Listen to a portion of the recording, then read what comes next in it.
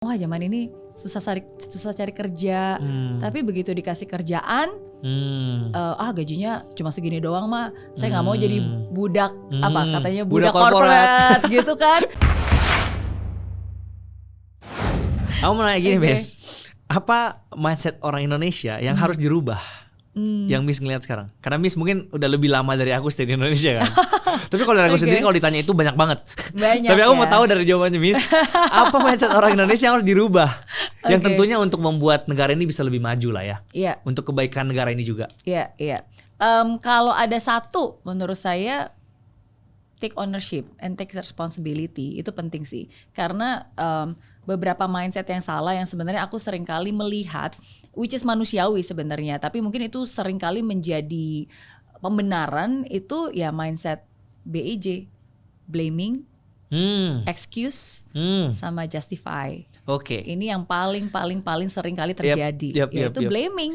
Apapun itu ya pokoknya bukan salah saya, targetnya nggak tercapai. Ini mah bosnya aja yang ngasih target nggak kira-kira gitu kan. Oh, bukan salah saya, nggak bisa sampai on time. Ini memang jalanan Jakarta macet kayak gini gitu. Bukan salah saya, ini kan gara-gara pemerintah lah, gara-gara COVID lah, gara-gara semuanya gitu. Bukan salah saya belum sukses karena orang tua nggak mendukung, karena istri nggak mendukung. Pokoknya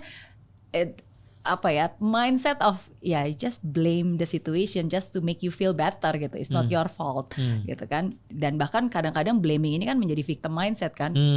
Saya cuma korban, bukan salah saya, bukan saya mau juga. Yang kedua, excuse. Ini banyak banget sih. Ini banyak banget ya kan. Iya, bilang wah zaman ini susah cari kerja, tapi begitu dikasih kerjaan, gajinya cuma segini doang mah, saya nggak mau jadi budak, katanya budak korporat gitu kan. Iya. Atau enggak, ya udah kalau gitu jadi pengusaha, tapi pengusaha saya nggak punya modal, ya kan. Ya udah kalau gitu pengusaha nggak punya modal, udah kamu jualan dulu aja jadi reseller atau nggak jualan apa.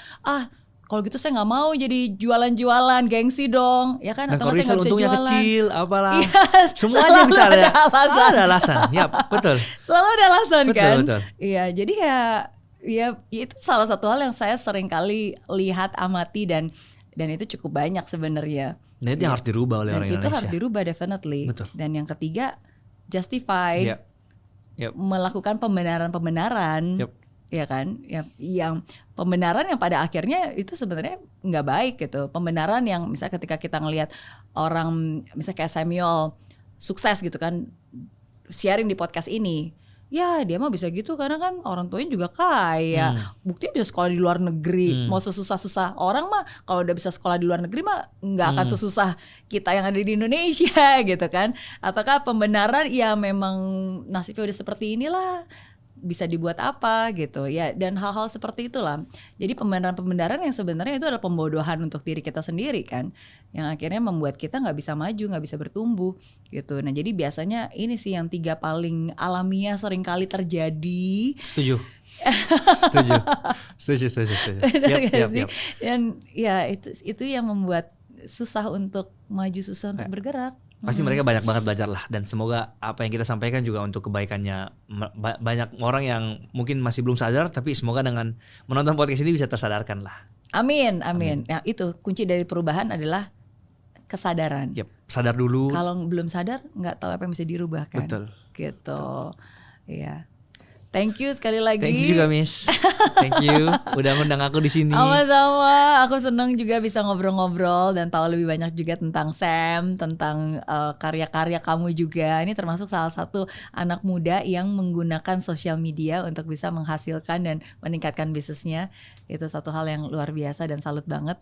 Dan semoga lebih banyak lagi anak-anak muda di luar sana yang juga memanfaatkan sosial media untuk kebaikan. Pastinya. Ya. Hal positif tentunya. Untuk kemanfaatan juga. Dan untuk mendapatkan cuan. Bisa banget kan? Bisa banget.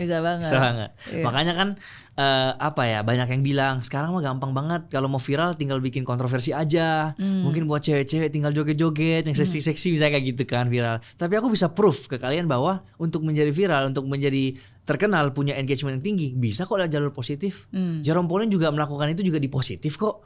Dan aku juga salah satu yang masih di jalur ini kok gitu loh. Nggak perlu sampai kontroversial yang sampai memang sengaja cari masalah, berantem, bikin skandal dan sebagainya, enggak gitu loh. Betul. Jadi semoga yang nonton ini bisa ini sih. Amin. Dan itu juga salah satu alasan kenapa kayak tahun ini saya bikin Mary Riana Entrepreneur of the Year Award, dan salah satu kategorinya adalah social media. Karena banyak orang yang memang menggunakan social media untuk memaksimalkan bisnisnya, ya, dan membuat karya, dan akhirnya bisnis bisa bertumbuh, cuan juga bisa bertambah, dan tetap positive impact, gitu, ya. Jadi thank you buat yang penasaran apa yang saya omongin tadi, cek aja di websitenya maryrianaaward.com, dan kamu bisa daftar di sana juga. Aku aja udah daftar guys, wajib, kalian harus ikutan. Thank you again for sharing. Sukses terus. Abis ini aku tonton video Alita. Oke, thank you.